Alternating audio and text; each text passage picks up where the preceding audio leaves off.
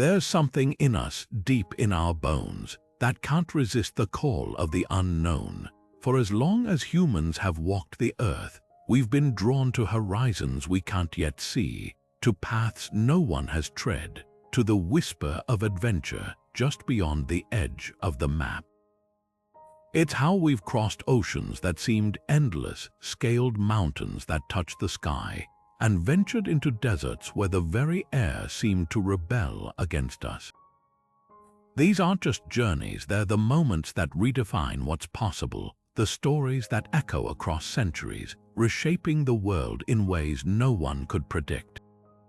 And today, we're setting out to uncover 25 of the most extraordinary expeditions in history, voyages that changed civilizations, shattered limits, and left legacies so powerful, their shadows still stretch over us today. Picture this, a lone ship cutting through frothing waves, its crew half-starved and clinging to hope as they push into waters no European has ever seen. Or a caravan of explorers, their camels laden with silk and spices, inching across deserts so vast they might as well be oceans. These weren't just trips from point A to point B, they were leaps into the abyss, gambles where the stakes were life itself. Some returned with riches beyond imagining, others vanished without a trace, leaving only whispers and riddles behind. But every one of them, whether triumphant or tragic, rewrote the rules of what humanity thought it could do. So why do these stories grip us so tightly? Maybe it's because they're not just about geography, they're about the raw, restless spirit that refuses to accept impossible. They're about the ingenuity that turns storms into stepping stones, the courage that stares down hunger, thirst, and crushing isolation, and the sheer audacity to say, "We go further." From the icy grip of the Arctic to the suffocating heat of the Sahara, from the depths of the jungle to the void of space, these journeys are monuments to human tenacity. And as we unravel their secrets, the near-mythic figures who led them, the civilizations they connected, the discoveries that rewrote history, you'll start to see the world not as it is, but as it once was, a vast, uncharted puzzle waiting for the bold to piece it together. Strap in, this is about to be one unforgettable ride. Long before ships or maps or written words, there was just a handful of restless souls who started walking. Not toward anything, because no one knew what lay beyond the horizon, but away from the only home humanity had ever known. 60,000 years ago, give or take, small bands of early humans began trickling out of Africa, stepping into landscapes so alien they might as well have been another planet. Ice ages gripped the earth, deserts stretched farther than the eye could see, and yet they kept going, not in one grand exodus, but in waves, generation after generation, each one nudging the boundaries of the known world just a little further. What's staggering isn't just the distance they covered, though that alone is mind-bending, from the savannas of East Africa to the frozen tundra of Siberia, the rainforests of Southeast Asia to the shores of Australia, but how little they had to work with. No compasses, no agriculture, just sharpened stones, fire, and an uncanny ability to read the land. They followed rivers like highways, traced coastlines like breadcrumbs, and when they hit dead ends, they adapted. Genetic clues buried in our DNA today tell the story. Some groups branched north into Eurasia, others turned south toward India, and a daring few even built rafts to cross open water, landing in Australia millennia before anyone thought such a journey was possible. And here's the wildest part, this wasn't some organized mission. It was survival, curiosity, and maybe something deeper, an itch to see what lay over the next hill. Along the way, they split into countless tribes, each adapting to their new homes in ways that would eventually create the breathtaking diversity of cultures we see today. The Inuit thriving in Arctic cold, the Sand People mastering the Kalahari's harsh rhythms, the Aboriginal Australians weaving stories of a land they'd known for 50,000 years. Every one of us, no matter where we're from, carries fragments of that first great journey in our blood. It's the original adventure, the one that made all the others possible. Thor Heyerdahl stared at the crashing waves of the Pacific and saw something no one else did: a forgotten highway. It was 1947, and mainstream science laughed at his theory that ancient South Americans, long before Columbus or even the Vikings, had crossed thousands of miles of open ocean to settle Polynesia. The experts insisted it was impossible. These primitive cultures lacked proper ships, navigation tools, even basic seamanship. But Heyerdahl wasn't just a theorist. He was the kind of man who'd rather risk his life than let an idea die untested. So he gathered a crew of 5 fellow adventurers, chopped down 9 giant balsa trees in Ecuador, and tied them together with nothing but hemp ropes, just as indigenous people had done centuries before.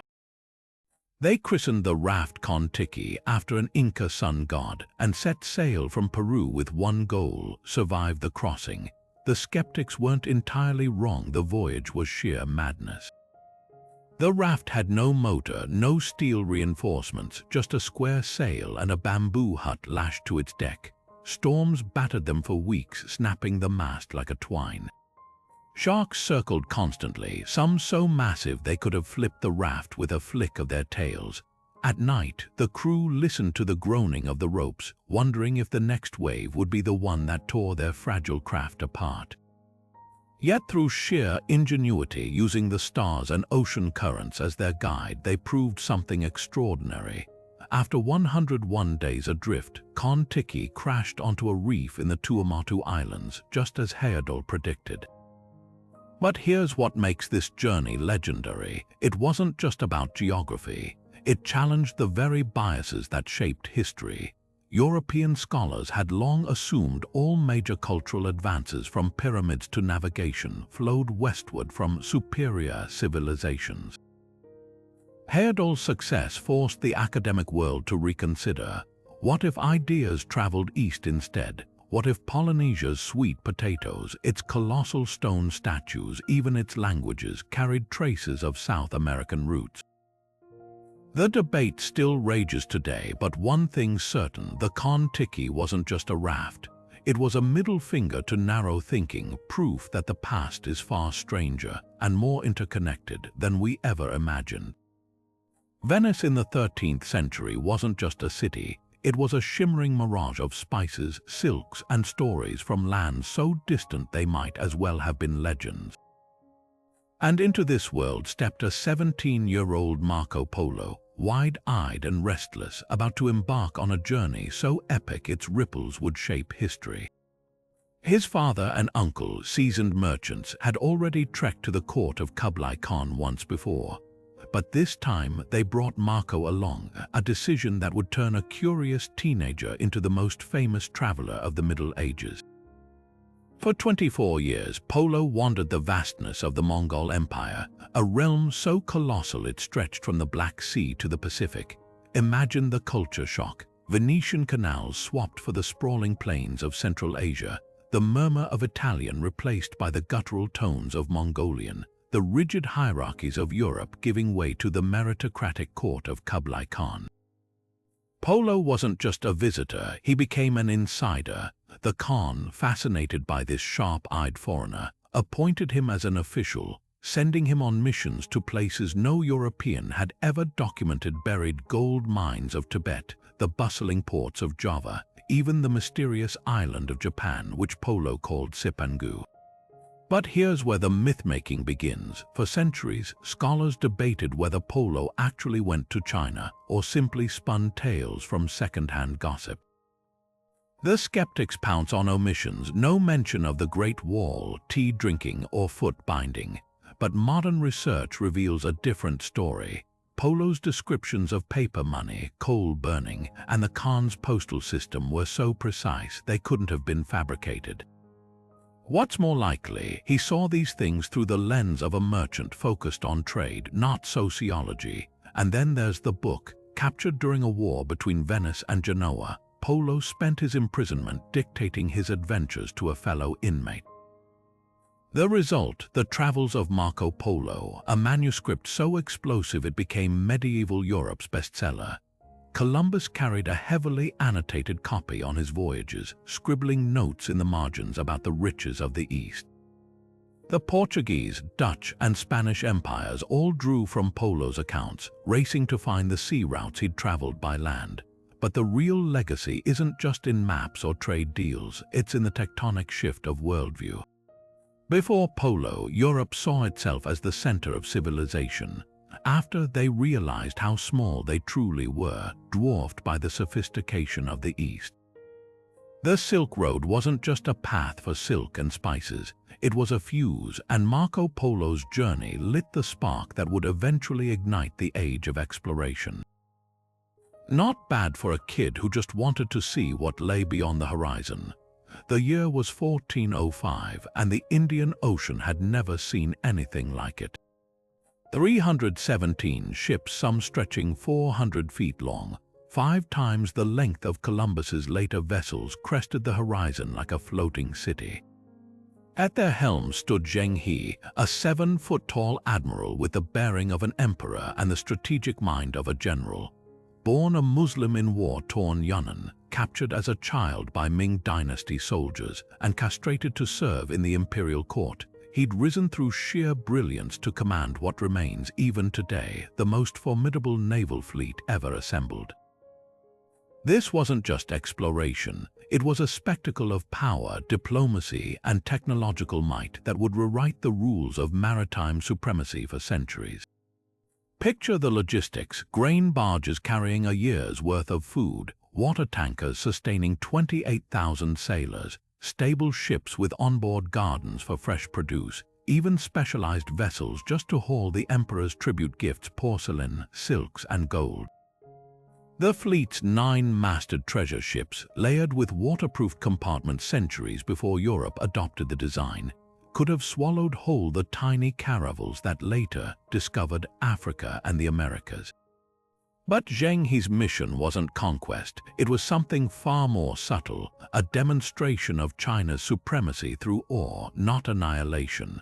Over 7 voyages spanning 28 years, his armada glided from Java to the Swahili coast, from India to the Arabian Peninsula, leveraging the monsoon winds like clockwork. In Calicut, he brokered trade deals under silk canopies. In Malacca, he established a hub so vital it became the linchpin of Asian commerce.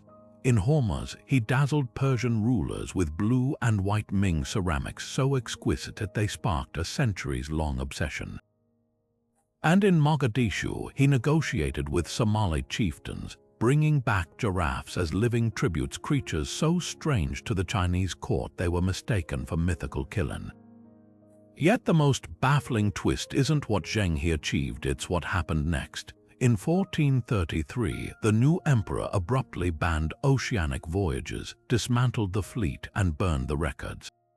Some say it was Confucian scholars distrusting commerce. Others blame the cost of defending against northern nomads, but the result was undeniable. China's window to dominate global trade slammed shut just as Europe stirred awake.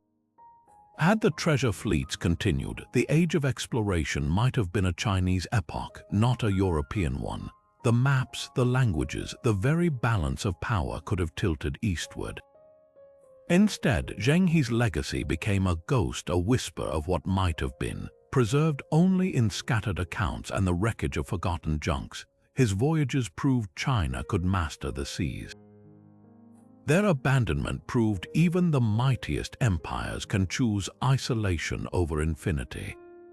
The Missouri River twisted like a serpent through uncharted wilderness in the spring of 1804, its muddy currents carrying a peculiar flotilla, 55 men packed into 3 boats, armed with rifles, ink pots, and an audacious order from President Thomas Jefferson himself: map a route to the Pacific. This was the core of discovery, led by Meriwether Lewis and William Clark, and their mission was more than a survey, it was a gamble with the unknown. The young United States had just doubled in size with the Louisiana Purchase, but no one knew what that land actually held. Jefferson dreamed of a Northwest Passage, a water highway to the Pacific that would cement America's future as a continental power. What Lewis and Clark found instead was a labyrinth of hardship, wonder, and raw survival that would redefine the nation's destiny. They weren't just explorers, they were scientists, diplomats, and desperate opportunists. Every bend in the river brought new terrors. Grizzly bears, monstrous and unfamiliar to eastern woodsmen, charged through camp, shrugging off musket balls like mosquito bites. Lewis once emptied his pistol into one, only to watch it keep coming, forcing him to dive into the river and hold his breath until the beast lost interest. The Great Plains tested them with tornadoes, hailstorms, and prairies so vast they seemed to stretch into eternity. And then there were the mountains, the Rockies, jagged and unforgiving, where starvation gnawed at their bellies and they resorted to eating candles made from boiled tallow. But the expedition's true genius lay in its alliances. Enter Sacagawea, the 16-year-old Shoshone woman whose presence was nothing short of miraculous. Kidnapped as a child, sold to a French trapper, and pregnant when she joined the Corps, she became their lifeline. When they stumbled upon her long-lost brother, now a Shoshone chief, it wasn't just a reunion, it was the key to securing horses for the mountain crossing. Her knowledge of edible plants saved them from scurvy. Her calm demeanor signaled peaceful intent to wary tribes, turning potential ambushes into trade negotiations. Without her, the mission might have crumbled in the shadow of the Bitterroots. What they brought back wasn't just maps, though those were revolutionary, erasing blank spaces from the continent, but a trove of scientific riches. Lewis meticulously catalogued 178 new plants and 122 unknown animals, from the pronghorn antelope to the prairie dog. Clark's journals overflowed with ethnographic details, capturing languages, customs, and tribal boundaries that would have otherwise vanished. The irony. There was no Northwest Passage. The Rockies stood as an impenetrable barrier, shattering Jefferson's dream. Yet in failing, they succeeded beyond measure. Their journey proved the West wasn't a barren void, but a land of staggering abundance, ripe for settlement. The very trails they blazed would become highways for pioneers, traders, and fortune seekers, igniting a westward rush that would stretch America from sea to shining sea. The Corps of Discovery returned as ghosts of their former selves, haggard, half-starved, their clothes rotting off their backs, but in their hands they carried the seeds of an empire. Lewis and Clark didn't just cross a continent, they pulled back the curtain on a new American epoch, one where the wild wasn't an obstacle but an invitation. And Sacagawea, her name echoes where textbooks fall short, a reminder that history isn't just written by those who lead, but by those who make survival possible. The summer of 1846 shimmered with promise as the Donner Party rolled out of Springfield, Illinois, 87 men, women, and children in a caravan of squeaking wagons, their wheels churning dust toward what they believed was a golden future in California.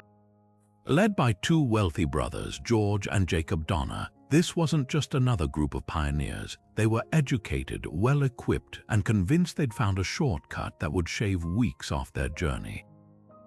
The Hastings Cutoff, touted by a self-proclaimed guidebook author, promised to slice through the Wasatch Mountains and across the Great Salt Lake Desert. But maps can lie, and in the wilderness, trust is the first resource to run out. What followed wasn't just hardship, it was a slow unraveling of every assumption about survival. The shortcut became a death march. The road through the Wasatch was a tangle of gullies and thickets, forcing the party to hack their way through with axes, losing precious weeks. Oxen dropped dead in the salt desert, their tongues swollen from thirst, wagons abandoned like skeletons. By the time they reached the Sierra Nevada in late October, winter lunged at them with snarling teeth. Snowdrifts swallowed the pass, wagons froze in place, and then the unthinkable. A blizzard buried them alive, carving the party into isolated clusters huddled in makeshift cabins and dug-out snow caves. Starvation is a quiet, methodical horror. First, they ate the ox hides, boiling them into gluey stew, then the mice, then the family dogs. When even tree bark ran out, the whispers began about the bodies stacked outside under the snow. Newspapers back east would later sensationalize the cannibalism, painting the survivors as monsters, but the truth was far more chilling. This wasn't frenzy. It was calculation. Diaries reveal agonized debates, mothers feeding children slivers of flesh to keep them alive one more day. A man named Patrick Dollon, delirious with hunger, begged his companions to kill and eat him as he lay dying. Some refused, others later could not. The rescue parties that finally broke through in February found a scene from a nightmare. Survivors with hollow eyes, their clothes hanging like rags, finger bones tucked into pockets as last-ditch rations. Of the original 87, only 48 lived, but the Donner Party's real legacy wasn't the tabloid scandal. It was the brutal lesson it taught a nation drunk on manifest destiny. The West didn't care about optimism or privilege. It demanded respect. Hastings, the man who'd peddled the fatal shortcut, never faced consequences. He'd never even traveled the route himself. Yet his empty promises exposed a darker truth. The frontier wasn't just a place. It was a mirror reflecting back the best and worst of those who dared to cross it. The Donner Party didn't fail because they were weak. They failed because they believed in shortcuts, and the wilderness has none.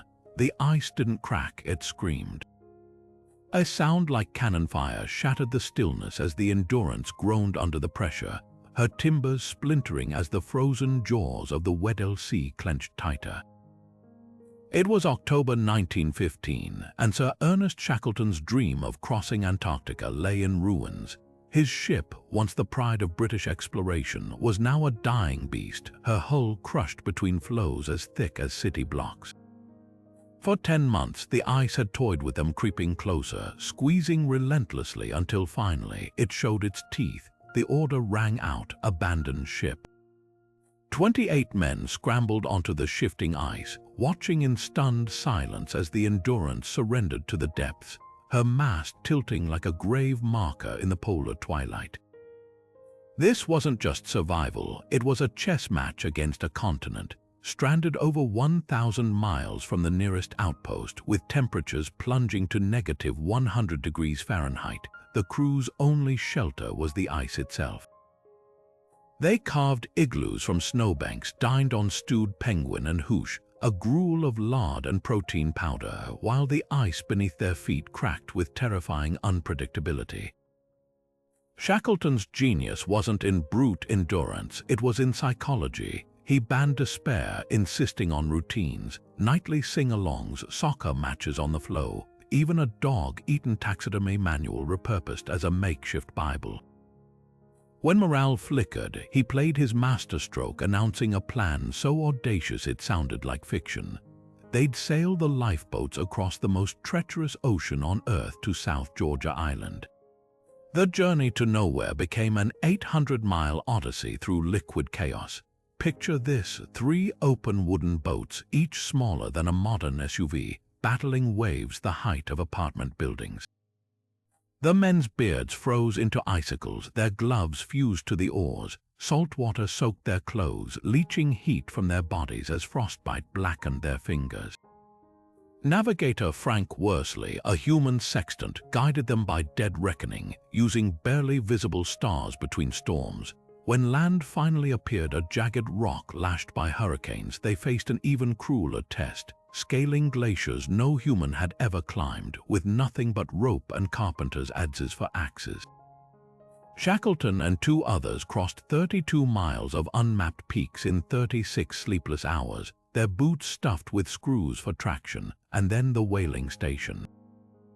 The Norwegian station manager, spotting 3 ragged specters at his door, reportedly whispered, "Who the hell are you?" The answer rewrote history.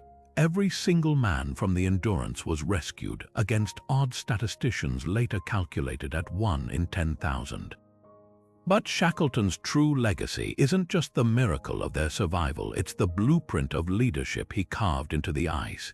He traded his gold watch for warm socks, gave his mittens to the weakest sailor, and once, when a crewman collapsed from exhaustion on the march, Shackleton quietly placed his own dinner in the man's bowl. In a world obsessed with victory, he proved something radical. Sometimes the greatest triumph isn't reaching the goal, it's bringing everyone home. The Endurance rests now under 2 miles of polar water, her wood preserved like a time capsule. But the lesson floats on. When every system fails, when the maps run out, the only compass that matters is the one inside your chest. Shackleton didn't conquer Antarctica. He did something rarer. He outlasted its indifference, showing us that survival isn't just about strength. It's about stubborn, unglamorous love. The Oregon Trail wasn't just a path, it was a gauntlet. 2,000 miles of dust-choked prairies, swollen rivers, and silent graves marked the route as over 400,000 pioneers trudged west between the 1840s and 1870s, lured by promises of fertile soil and gold-laden streams. But the real story wasn't in the destinations, it was in the grinding, unrelenting journey itself.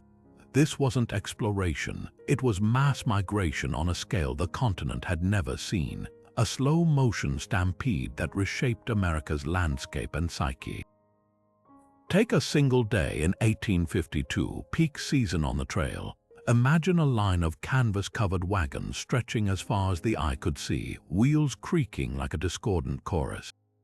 Children walked barefoot to spare the oxen's burden. Women balanced cooking kettles on their laps during pauses, skirts stained with prairie mud, and beneath it all, the constant hum of cholera, the trail's grim reaper.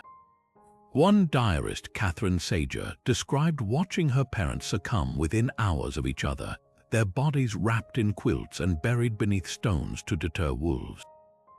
The trail didn't discriminate. A sudden storm could flip a wagon, crushing a child.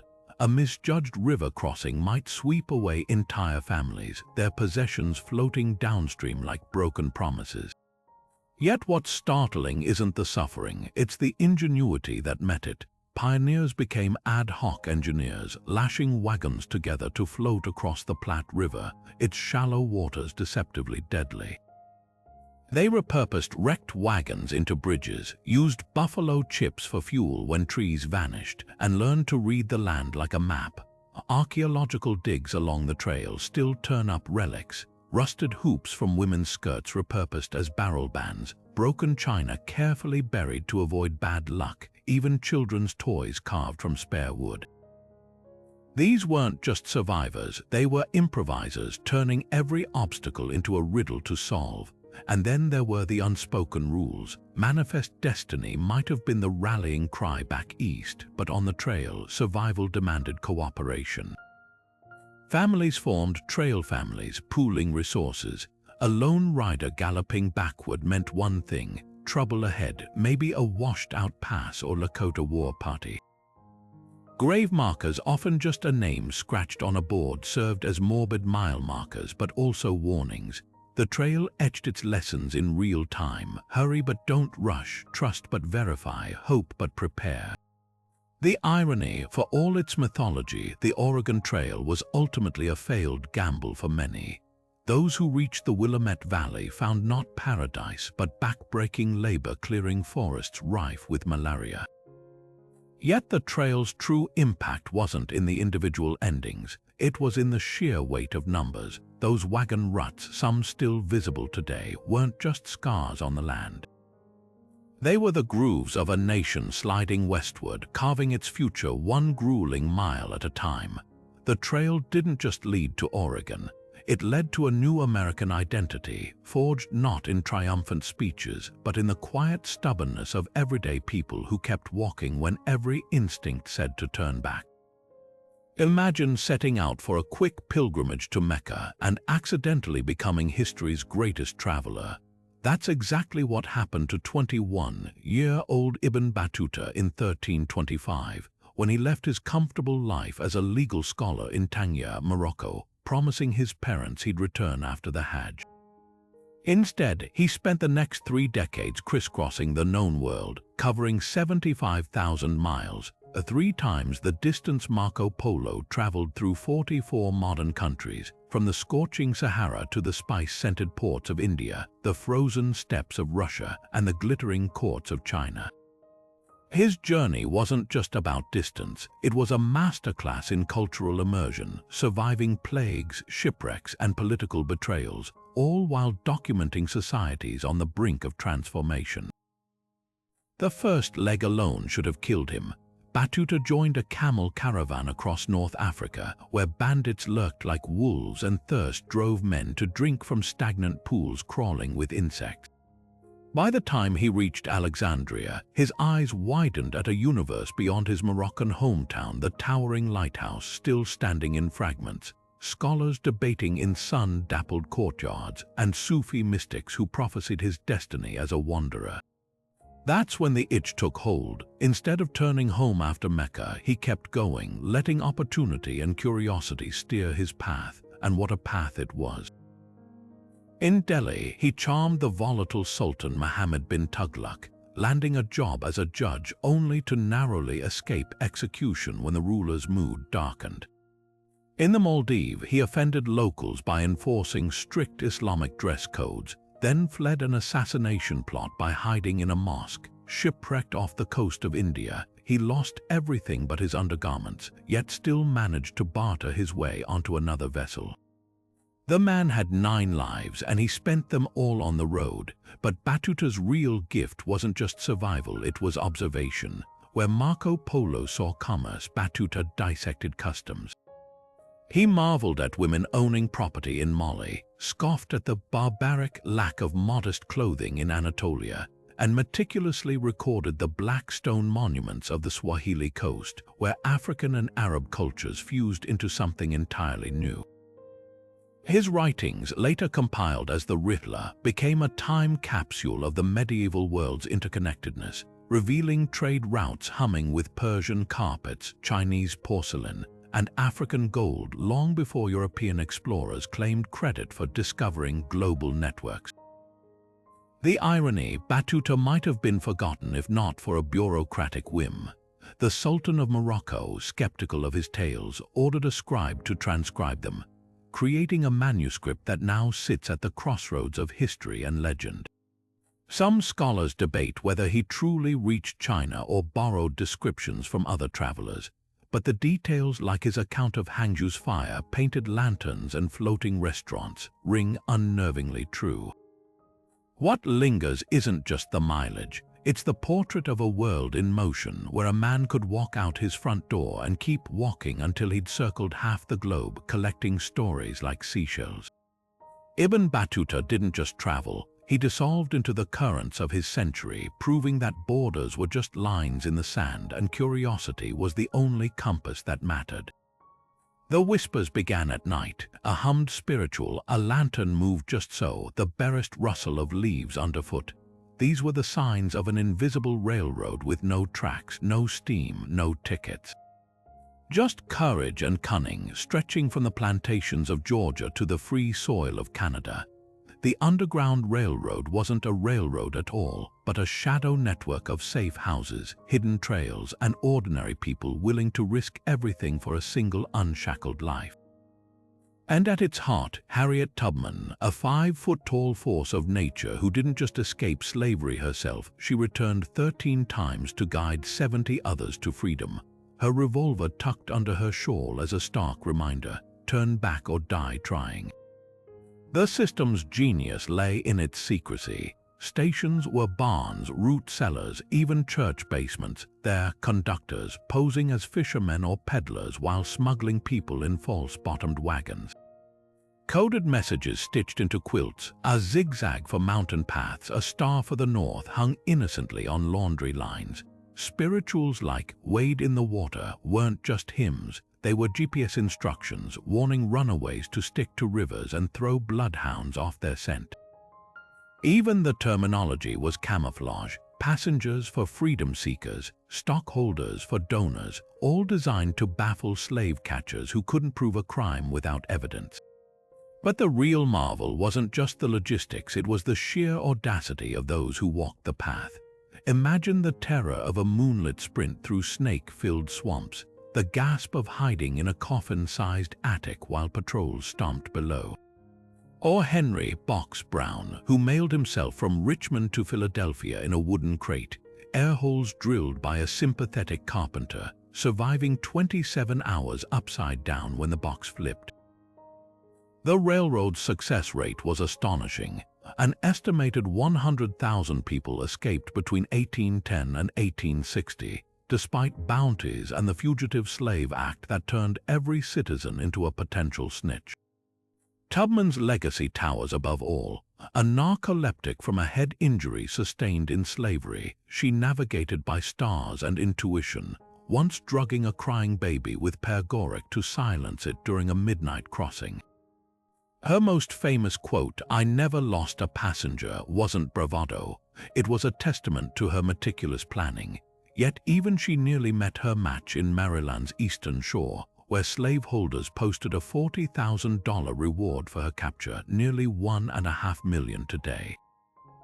They never caught her. The railroad's end came with Lincoln's Emancipation Proclamation, but its spirit outlasted the Civil War. It proved oppression could be outsmarted, that geography wasn't destiny, and that freedom wasn't a gift, it was a collective act of defiance. The safe houses rotted away, the songs faded into hymnals, but the lesson remains. Sometimes the most powerful journeys leave no trace, except in the lives they change forever. Autumn in Jiangxi province should have been a time of golden harvests, but in October 1934, the air smelled of gunpowder and desperation.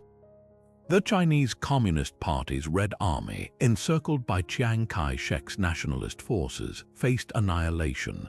Their stronghold in Jiangxi was collapsing, their numbers dwindling under relentless artillery barrages. With barely a day's notice, 86,000 soldiers, party members, and civilians, many still wearing straw sandals, abandoned everything. This wasn't just a retreat. It was a gamble with history, a 6,000-mile fighting march across some of Earth's most brutal terrain, a journey that would forge the myth of Mao Zedong and redefine China's destiny. They called it the Long March, but that makes it sound orderly. Imagine instead a ragged river of humanity divided into columns, each taking different routes to confuse pursuit. Nationalist planes strafed them by day, local warlords ambushed them at mountain passes. Hunger was a constant companion. They boiled leather belts for broth, gnawed bark from trees, and in one harrowing stretch resorted to eating their dead.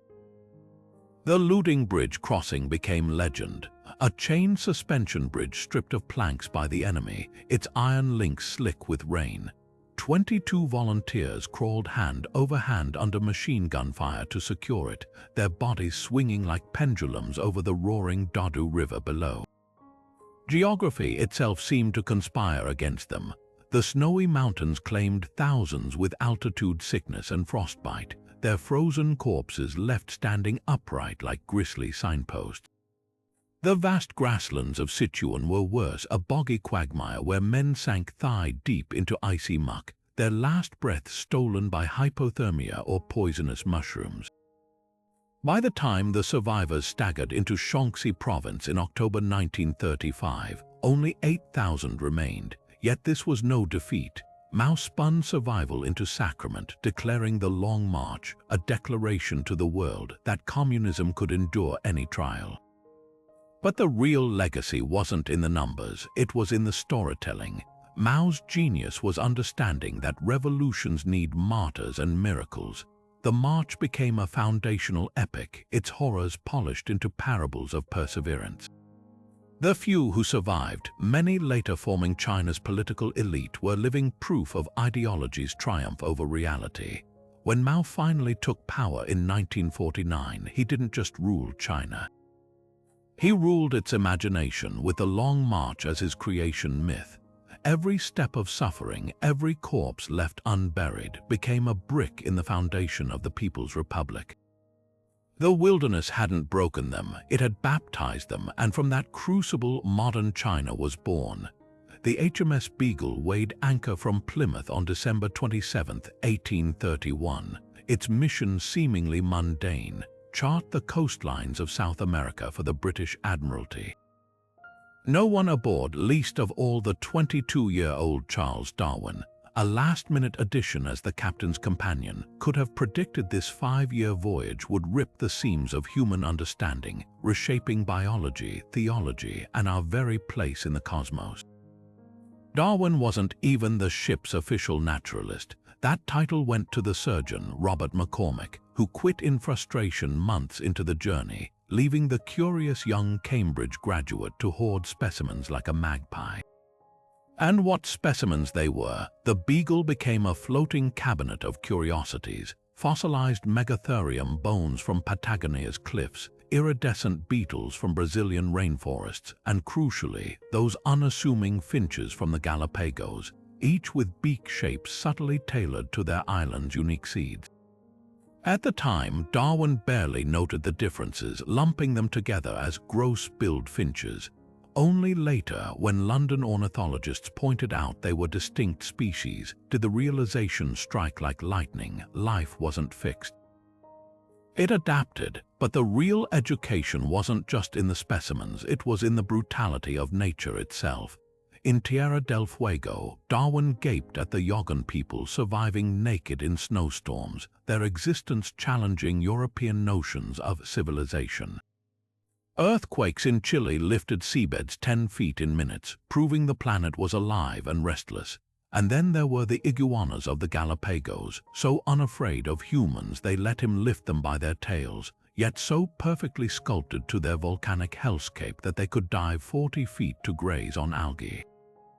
Everywhere, life was fighting for food, for space, for existence itself. The Beagle's captain, Robert Fitzroy, expected Darwin to uphold biblical creationism. Instead, the young naturalist filled notebooks with heresies. Watching parasitic wasps lay eggs in living caterpillars, he scribbled, "What a book a devil's chaplain might write." The voyage almost broke him physically: chronic seasickness, a fever in Argentina that may have been Chagas disease, but it sharpened his mind to a razor's edge. By the time they reached Cape Town in 1836, Darwin was already piecing together the puzzle he'd later call natural selection, though it would take him 23 more years to publish On the Origin of Species. Fitzroy grew to regret inviting him. The captain, a devout Christian, later denounced evolution at an Oxford debate, waving a Bible and shouting, "The book." The book, but the Beagle's true legacy wasn't in its maps. It was in the seismic shift it triggered. Darwin didn't just discover new species, he uncovered the hidden grammar of life itself, written not in Latin or scripture, but in the silent, patient calculus of survival. The ship's name became ironic. Beagles are scent hounds, and Darwin had indeed caught the trail, one that would lead humanity to the unflinching truth that we, too, are creatures of accident and time. The HMS Bounty creaked under a golden South Pacific dawn on April 28, 1789, a scene shattered by the clatter of boots and the cold glint of cutlasses. Fletcher Christian, once Captain Bligg's trusted friend, now stood with a pistol at his chest, declaring the unthinkable: "I am in hell." Within minutes, Bligg and 18 loyalists were forced into a 23-foot launch, cast adrift with nothing but 4 cutlasses, a sextant, and a pocket watch. The mutineers, clutching their stolen ship, vanished into the horizon. What followed weren't just 2 survival stories, but a living experiment in human nature, where desperation and paradise collided with eerie symmetry. Bligg's open-boat journey defied physics: 3,600 miles across the Pacific's deadliest waters, with rations for 5 days and no charts beyond memory. Yet the captain, a navigational savant, turned the launch into a floating classroom, rationing stale bread to 1 ounce per man and catching rainwater in tarpaulins. When hunger gnawed, they ate raw seabirds, beaks and all. Coral reefs shredded their hull near Australia's Great Barrier Reef, forcing them to bail with their shoes. Yet 47 days later, they staggered ashore in Timor, half dead but alive. Bligg's logbook, scribbled in storm-soaked ink, remains a masterclass in crisis leadership. No executions, no cannibalism, just cold, calculated endurance. Meanwhile, Christian's dream curdled. the mutineers, joined by 12 Tahitian women and 6 men, sought refuge on Pitcairn Island, a speck so remote it was misplaced on British maps. At first, it seemed Eden, lush breadfruit trees, freshwater springs, no kings or chains, but the veneer cracked fast. The Tahitian men were treated as slaves, the women as property. When one tried to escape, she was chased down and executed. By 1800, only one mutineer remained alive among charred huts and mass graves. Archaeology confirms the horror: bones with axe marks, English musket balls lodged in Polynesian skeletons. The island's modern descendants, bearing both European and Polynesian DNA, still grapple with this violent legacy. Forensic science has peeled back Pitcairn's layers. Soil analyses reveal sudden deforestation as the colony burned through resources. Fishhooks made from mutineers' belt buckles hint at desperation. Even the infamous Bounty Bible, recovered from a cave, bears eerie marginalia, likely Christians scribbled reckonings with guilt. Meanwhile, Bligg's reputation was oddly resurrected. His flawless navigation earned him command of HMS Providence, where he successfully transplanted breadfruit to the Caribbean, proving mutiny hadn't broken his genius. The paradox: Bligg, the tyrant who provoked the mutiny, saved his men through discipline. Christian, the charismatic rebel, doomed his followers with anarchy. Their twin odysseys ask a brutal question: when stripped of civilization's rules, do we build utopias or just new kinds of chains? Pitcairn's rusted muskets and Timor's sun-bleached logbooks whisper the same truth: paradise isn't a place. It's what we carry inside. May 10, 1869, the air at Promontory Summit, Utah, crackled with more than just the desert heat. A single telegraphed word, "done," would soon send the nation into euphoria as the Golden Spike sealed the marriage of the Central Pacific and Union Pacific Railroads. This wasn't just two tracks meeting, it was the violent, glorious birth of a new America. The first transcontinental railroad sliced travel time from coast to coast from 6 grueling months to a dizzying 6 days, but beneath the polished steel rails lay bones, sweat, and broken promises. The Chinese laborers, 90% of the Central Pacific workforce, were the spine of this engineering titan. Paid half what Irish and European workers earned, they faced avalanches in the Sierra Nevada that buried entire camps alive. Tunneling through solid granite, they lit dynamite charges knowing a misfire meant being blown to fragments. When the big hill near Donner Pass proved impossible, they lowered themselves in wicker baskets down cliffs to plant explosives, swinging like spiders over 2,000-foot drops. 1,200 died, their names lost to payroll ledgers, their memorials the very tunnels they carved. Out on the plains, the railroad became a weapon. Buffalo herds, the lifeblood of plains tribes, were deliberately slaughtered by the millions from train windows, their rotting carcasses left to bloat under the sun. General Sheridan himself called buffalo hunters the best exterminators of the Indian race. Tracks became borders, slicing through Lakota and Cheyenne hunting grounds like scalpels. The same trains that carried homesteaders west also transported troops to crush native resistance at Wounded Knee and beyond. Yet for all its violence, the railroad rewrote the rules of existence. Towns like Cheyenne and Reno sprang up overnight, their fortunes tied to the whistle-stop schedule. Refrigerated rail cars turned beef from Texas into New York steaks, while California oranges reached St.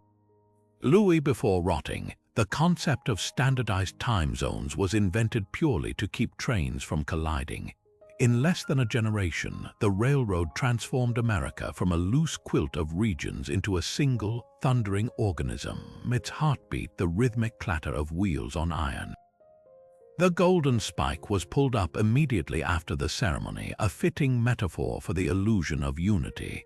The railroad didn't just bridge a continent, it exposed its fractures, proving progress always leaves scars. Those Chinese workers, many were excluded from the jubilant photographs at Promontory. The buffalo never returned, and the iron horses kept coming, their whistles howling the same refrain: adapt or be left behind. The Mayflower wasn't supposed to land at Plymouth Rock. That's the first myth to crumble. The leaky, overcrowded ship had aimed for Virginia's established colonies, but was blown 500 miles off course by brutal North Atlantic storms in November 1620, leaving 102 passengers, half of them religious separatists, the rest opportunists, staring at the bony coastline of Cape Cod with no charter, no legal authority, and winter rolling in like a death sentence. What followed wasn't just a journey, it was a fluke of history that would birth a national mythology wrapped in half-truths and hardened by time. Take the voyage itself. The Mayflower's 66-day crossing was less a noble pilgrimage than a floating disaster. Seasickness turned the ship's belly into a reeking pit. A main beam cracked mid-ocean, forcing passengers to prop it up with a jackscrew they'd brought to build houses. When a young servant named John Howland was swept overboard in a gale, he miraculously grabbed a trailing rope and was hauled back aboard. An accident that would later spawn millions of descendants, including presidents and poets. But the real shock, only 2 people died at sea. The true carnage came later. Landfall brought no respite. The Pilgrims' first act wasn't Thanksgiving, it was frantic theft. They raided Wampanoag storage pits for stolen corn, stuffing their pockets with seeds they'd later plant and conveniently forget to credit. The Mayflower Compact, that celebrated first step toward democracy, was actually a desperate mutiny deterrent. With no legal claim to the land, the non-separatists grumbled about splitting off. The document's genius was its vagueness, just 200 words promising just and equal laws to keep the group from fracturing. Then came the winter of 1620 to 1621. Half the colonists perished, their bodies buried secretly at night to hide their numbers from the locals. When spring arrived, it wasn't pious prayer that saved them, it was a calculated alliance. Tisquantum Squanto, the Patuxet man who spoke English from prior enslavement in Europe, became their lifeline. He taught them to fertilize corn with fish, where to trap eels, how to navigate the maze of Wampanoag politics. Massasoit, the sachem, saw an opportunity. These weakened strangers could be useful allies against the rival Narragansett. The resulting treaty, more business deal than friendship, lasted 50 years. The real first Thanksgiving, a 3-day feast in late 1621 that looked nothing like the oil paintings. There were no buckled hats pilgrims wore bright colors, no turkey centerpiece, they likely ate venison and seafood, and certainly no unified harmony. The Wampanoag warriors who showed up uninvited with 5 deer outnumbered the English 2 to 1, a subtle power play masked as generosity. So why does the myth endure? Because every nation needs origin stories softer than the truth. The Mayflower's passengers weren't heroes or villains, just hungry survivors in a global game of imperialism and accident. Their real legacy isn't in the folklore, but in the messy, pragmatic choices that kept them alive long enough to become legend, the rock they supposedly stepped on. It wasn't even mentioned until a century later, an afterthought turned altar by a country desperate for pilgrims. The jungle pressed in like a living thing, a tangle of vines and feverish heat where every step could mean venom or dysentery. This was the Africa Henry Morton Stanley marched into in 1871, leading a caravan of 200 porters armed with rifles, European arrogance, and one burning question: where was Dr. Livingstone? The Scottish missionary had vanished 6 years earlier while searching for the source of the Nile, his last letters hinting at illness near Lake Tanganyika. Newspapers called it the greatest mystery of the age, but Stanley's expedition wasn't just a rescue mission. Funded by the New York Herald, it was a calculated stunt, the 19th century equivalent of a viral headline chase. And Stanley, a Welsh-born journalist with a fabricated American identity and a talent for self-mythology, his journey through uncharted territory was less about heroism than proving himself to the elite explorers who'd mocked him as an upstart. The reality was brutal. His men dropped from exhaustion, smallpox, and crocodile attacks. tribes wary of slavers greeted them with poisoned arrows. When they finally reached Ujiji in November, Stanley's theatrical greeting, "Doctor." Livingstone, I presume, was pure stagecraft. Livingstone, gaunt and missing teeth, hadn't needed saving. He'd chosen to stay, mapping rivers and quietly refusing to aid the slave trade that Stanley's own porters were later accused of enabling. But the expedition's darkest legacy wasn't in the meeting, it was in the aftermath. Stanley's dispatches painted Africa as a dark continent ripe for exploitation, his maps handed directly to King Leopold Roman II of Belgium. Those same routes became highways for rubber harvesters who'd later lop off hands in the Congo. Livingstone, the anti-slavery idealist, became a prop in Stanley's colonial narrative, his humanitarian work overshadowed by the myth of the lost white savior. The irony cuts deep. Stanley's journey, framed as a triumph of perseverance, exposed the rot at the heart of exploration. The scramble for Africa wasn't sparked by curiosity, it was fueled by headlines and greed, wrapped in the lie that outsiders were discovering lands that had been lived in for millennia. The real story wasn't in Stanley's scripted greeting. It was in the silence he left out, the voices of the African guides who led him to Livingstone, then vanished from history like footprints in the mud. The Saturn V rocket stood taller than the Statue of Liberty, its engines gulping 20 tons of fuel per second as it tore through the Florida sky on July 16, 1969. 500 million people watched live as Apollo 11 clawed its way into orbit, carrying 3 men and the weight of a decade's obsession. This wasn't just engineering, it was alchemy, turning 400,000 hours of human labor into a machine so precise it could thread the needle of space. Consider the numbers. The command module's computer had 72 kilobytes of memory, less than a modern microwave. The lunar module's landing radar updated altitude readings just once per second, forcing Neil Armstrong to manually pilot over a boulder field with just 30 seconds of fuel left. Every piece was a gamble. The spacesuits sewn by seamstresses who'd once crafted Playtex bras could withstand 250 degrees of temperature swing. The parachutes, packed by hand, had to open at 25,000 feet or the capsule would hit the ocean like a bullet. Yet for all its technical wizardry, Apollo 11's real power was symbolic. Landing on the moon 8 years after Kennedy's audacious pledge wasn't just science, it was geopolitical theater. The space race had begun with Sputnik's beep humiliating America. But now, with Vietnam dividing the nation and cities burning, the Eagle's descent offered something rare: unity. When Armstrong's boot pressed into the lunar dust, it left more than a footprint. It stamped a cosmic checkmate in the Cold War's chess game. Of course, not everyone bought the triumph.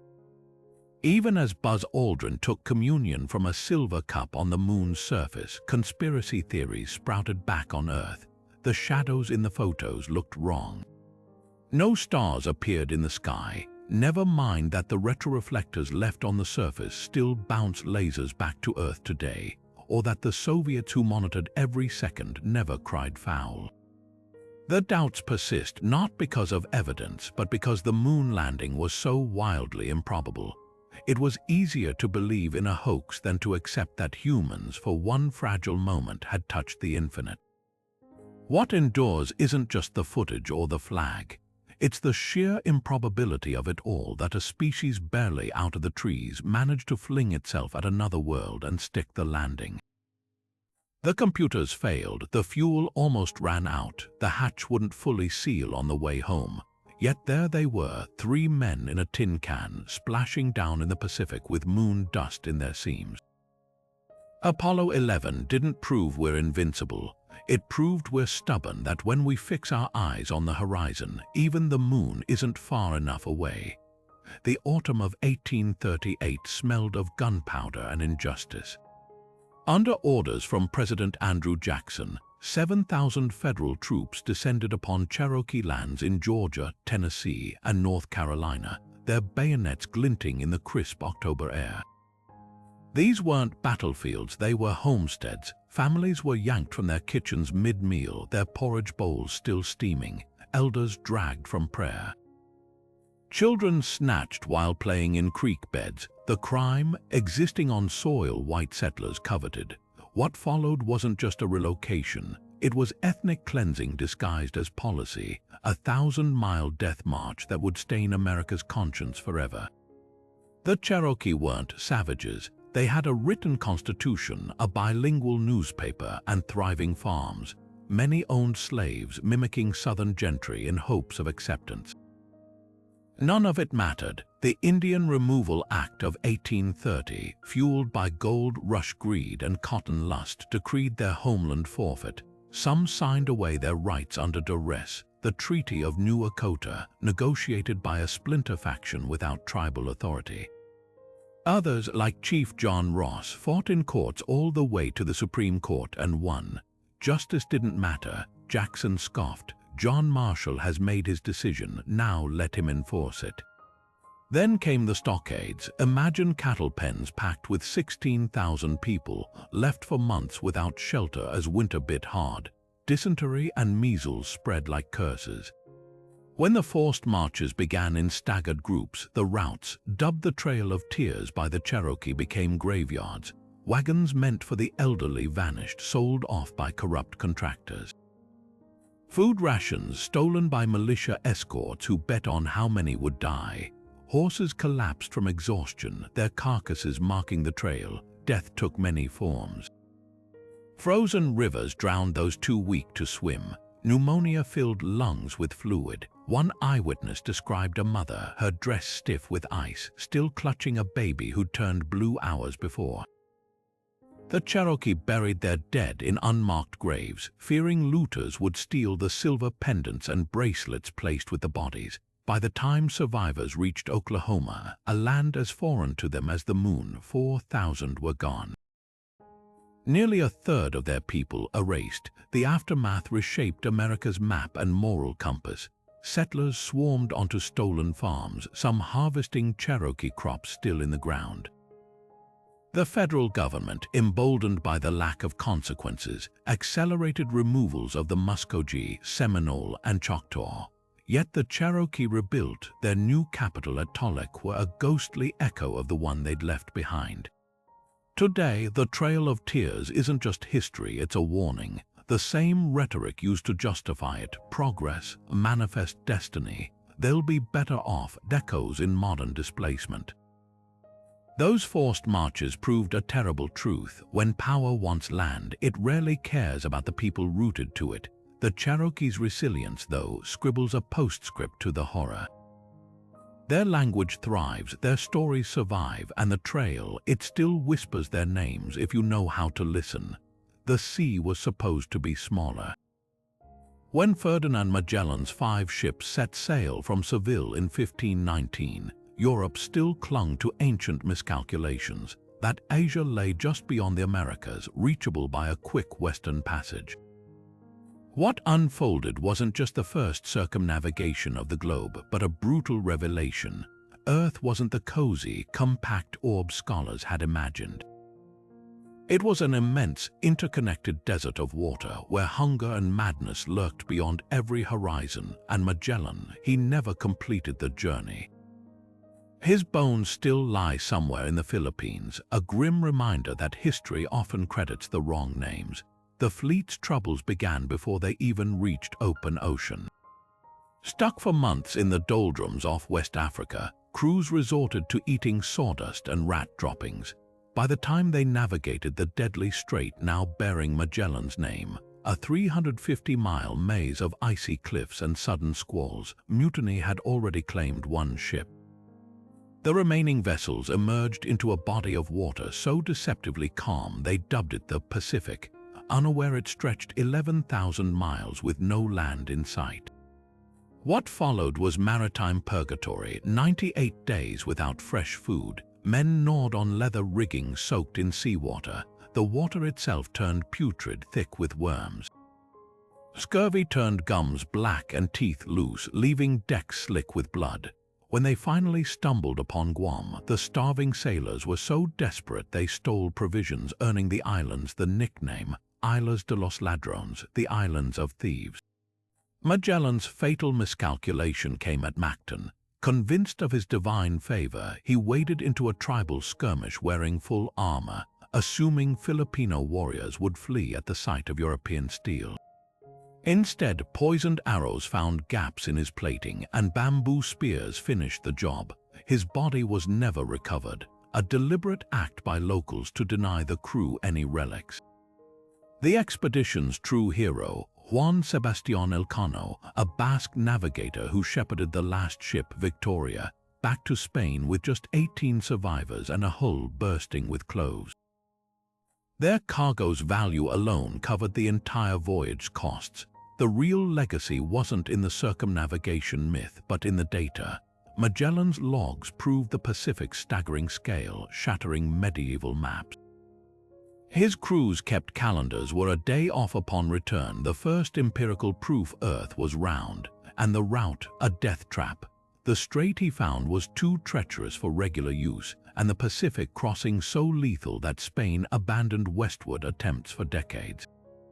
The voyage exposed the planet's true face, not a small, tame sphere, but a vast, indifferent expanse where arrogance drowned as easily as ships. The irony is rich.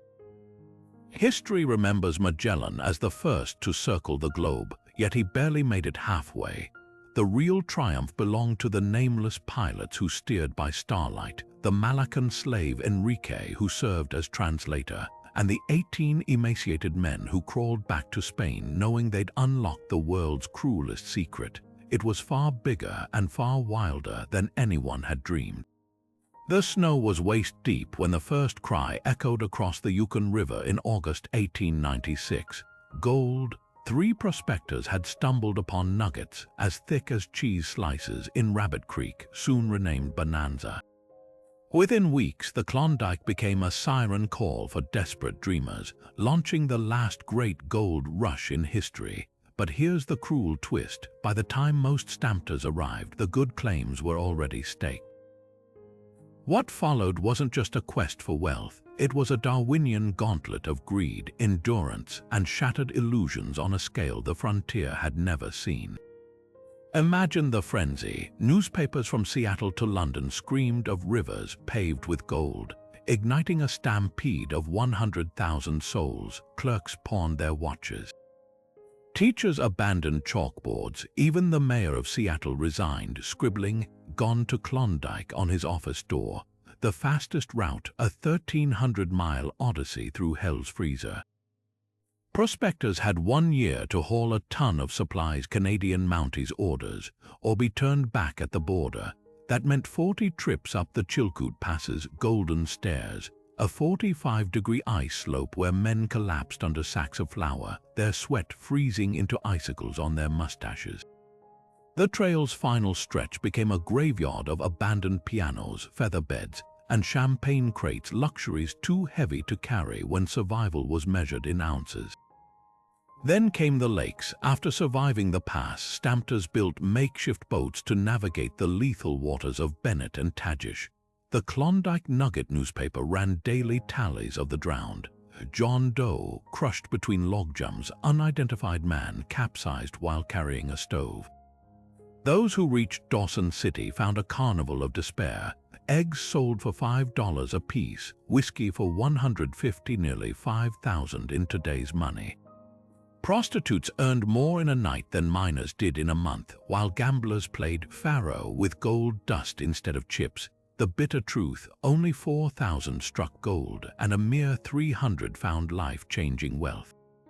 The real fortunes were made by hustlers like Belinda Mulrooney, who opened a roadhouse serving 75-cent pies that cost her 5 cents to bake. Or Swiftwater Bill Gates, not the tech giant but a conman who monopolized egg sales after noticing a shortage. The Klondike's legacy wasn't in nuggets, it was in the grind. The stampers who clawed their way home empty-handed brought something unexpected: stories.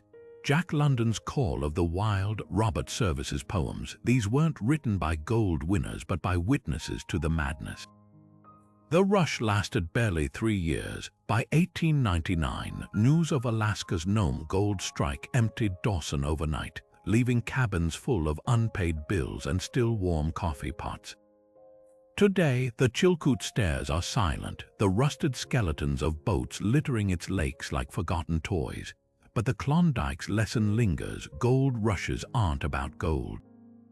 They're about the desperate, delirious chase, the moment when ordinary people bet everything on a dream, only to discover the real treasure was the unshakable belief that somewhere, just over the next frozen ridge, luck might finally be on their side. Wind howled across the dunes of Kitty Hawk in December 1903, a desolate stretch of North Carolina coastline where the Wright brothers had dragged their rickety flying machine for one last attempt. They'd chosen this spot precisely for its isolation: no reporters, no rivals, just sand and sky as their witnesses. What happened next wasn't just a technical feat, it was a quiet revolution, 12 seconds of trembling flight that shattered humanity's earthly chains. Orville and Wilbur Wright weren't the obvious candidates to conquer the skies. Bicycle mechanics from Dayton, Ohio, they lacked formal engineering training, university backing, or government grants. What they had was something far more dangerous: patience. While rivals like Samuel Langley, the well-funded Smithsonian secretary, hurled his steam-powered aerodrome into the Potomac where it promptly sank like a brick, the Wrights obsessed over the invisible, the physics of wind, the twist of wings, the dance of lift and drag. Their secret weapon, a homemade wind tunnel in their workshop where they tested hundreds of miniature wing designs, uncovering truths that defied conventional wisdom. December 17th dawned icy, the gusts so strong the brothers nearly postponed. But at 10:35 that morning, with Orville sprawled prone on the lower wing, the flyer lurched forward on its monorail launch track. For 12 heartbeat seconds, just 120 feet, it hovered above the sand, Wilbur sprinting alongside like an overjoyed parent. 3 more flights followed, the longest lasting 59 seconds. A single bystander, a local lifeguard, snapped the only photo, forever freezing that fragile moment when the impossible became inevitable. The real genius. The flyer wasn't just a winged contraption, it was the first true aircraft with 3-axis control that let pilots steer rather than just hope. The Wrights had cracked the code others missed: balance, not just brute power, was the key. Their rivals were fixated on building bigger engines. The brothers built a smarter wing. Yet their triumph was almost erased. Skeptics dismissed the claims until 1908, when Wilbur stunned Europe with public flights so graceful crowds wept. Meanwhile, their meticulously kept notebooks became blueprints for every plane that followed. Those 12 seconds at Kitty Hawk didn't just launch a machine, they launched the modern era, shrinking continents, redefining war, and proving that sometimes the future belongs to the stubborn tinkerers quietly rewriting the rules while the world isn't watching. The Titanic glided out of Southampton on April 10, 1912, a floating palace promising unprecedented luxury. With grand staircases modeled after Versailles, a heated swimming pool, and private promenades for first-class passengers, she was a monument to Gilded Age excess, a world where millionaires like John Jacob Astor sipped champagne in opulent lounges while steerage passengers below dreamed of new beginnings in America. The ship's designers boasted she was practically unsinkable, a marvel of modern engineering with 16 watertight compartments. But pride, as history shows, often sails directly into catastrophe. 4 nights later, in the moonless dark of the North Atlantic, lookout Frederick Fleet squinted at an indistinct shape looming ahead, his warning iceberg right ahead. Triggered a futile scramble, the Titanic's rudder was too small for her size, her turn too sluggish. The berg raked her starboard side like a can opener, puncturing 5 compartments. Within minutes, the math became undeniable. She could stay afloat with 4 flooded sections, but not 5. As freezing seawater swallowed boiler rooms, the ship's musicians famously played on, their ragtime melodies a surreal counterpoint to panic. What followed wasn't just a disaster, it was a brutal social experiment. Lifeboats, woefully insufficient even if filled to capacity, were prioritized for first-class women and children. Third-class passengers, many non-English speakers, found labyrinthine corridors blocked by locked gates, a grim reflection of Edwardian class divides.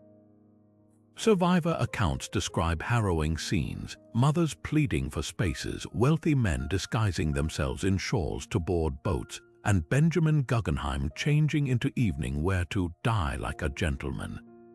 The numbers tell the cruel truth. 60% of first-class passengers survived, just 25% of steerage. Yet the Titanic's legacy isn't just in the sinking, it's in the haunting questions left bobbing in her wake. Why were binoculars locked away, leaving lookouts blind? Why did the nearby Californian, her radio operator off-duty, ignore distress flares? The inquiries sparked sweeping reforms, mandatory lifeboat drills, 24-hour wireless monitoring, and the International Ice Patrol.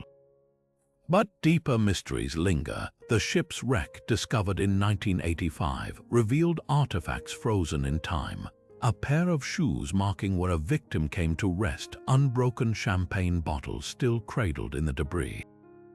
Culturally, she became a Rorschach test. For some, the Titanic symbolizes hubris punished. For others, it's a canvas for alternate histories, novels and films imagining survived voyages or romanticizing tragedy.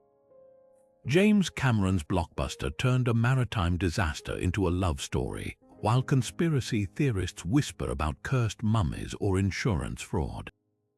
But perhaps her real lesson is simpler. No matter how grand the design, nature writes the final draft. The Titanic didn't just sink. She became a mirror, reflecting the best and worst of humanity, our ingenuity, our divisions, and our stubborn refusal to believe the unthinkable even as the water rises.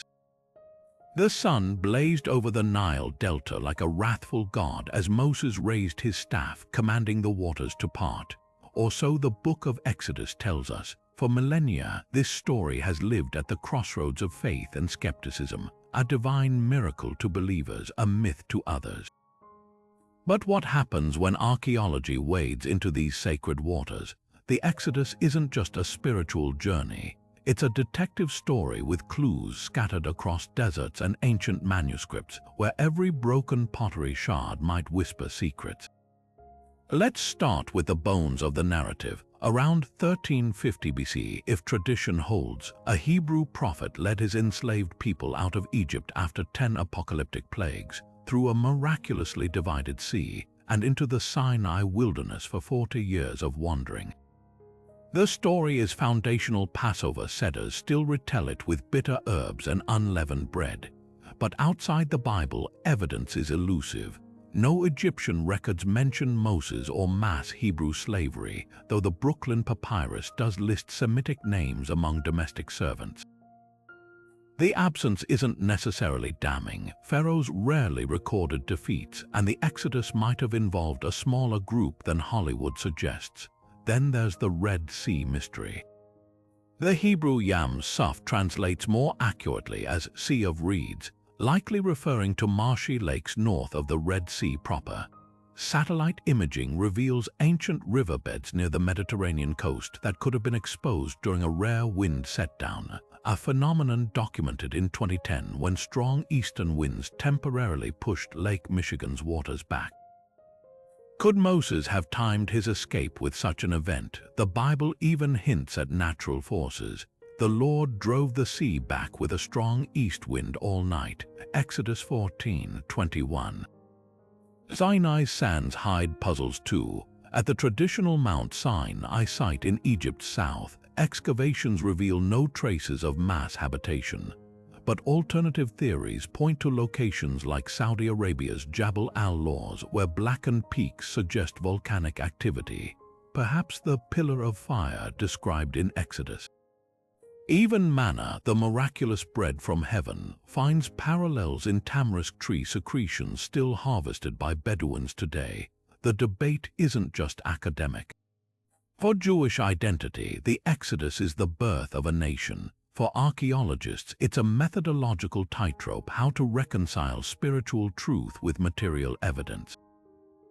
The answer might lie in nuance, not a single dramatic exodus, but smaller migrations over centuries, crystallized into one epic story. Like the parting waters themselves, history and faith don't always flow together, but in the spaces between we find the most intriguing questions.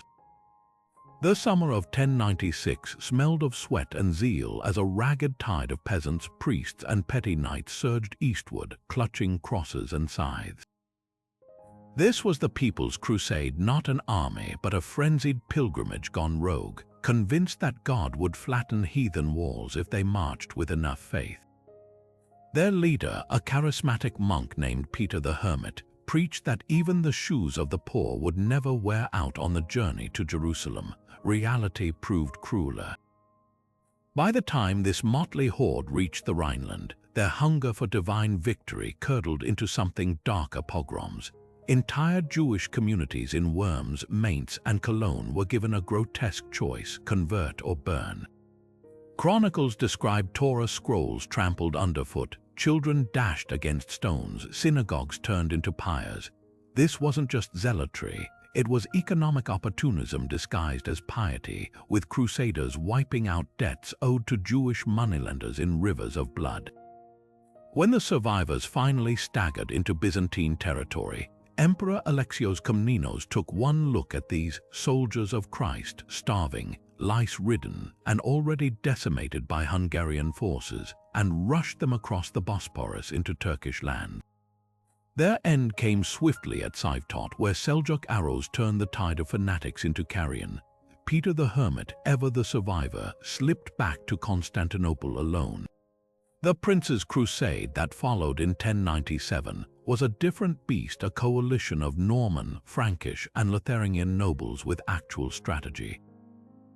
But don't mistake discipline for mercy. At Antioch, after a grueling 8-month siege, crusaders stumbled upon a hidden gate and butchered every Muslim and Christian alike in the city, fearing infiltrators.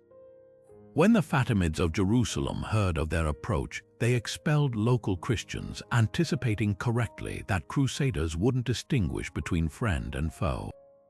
July 15, 1099, the Siege of Jerusalem. By now, the crusaders were skeletal, drinking their horses' blood and chewing leather. When Godfrey of Boulogn's tower breached the walls, the slaughter that followed became legend. Chronicler Raymond of Aguilar's gleefully wrote of blood up to the horses' knees in the Al-Aqsa Mosque, Jews burned alive in their synagogue, Muslims slaughtered at Solomon's temple. Yet the grisliest detail: some crusaders claimed to find coins in corpses' stomachs, leading them to slice open the dead for gold, a grotesque echo of Judah's 30 pieces of silver.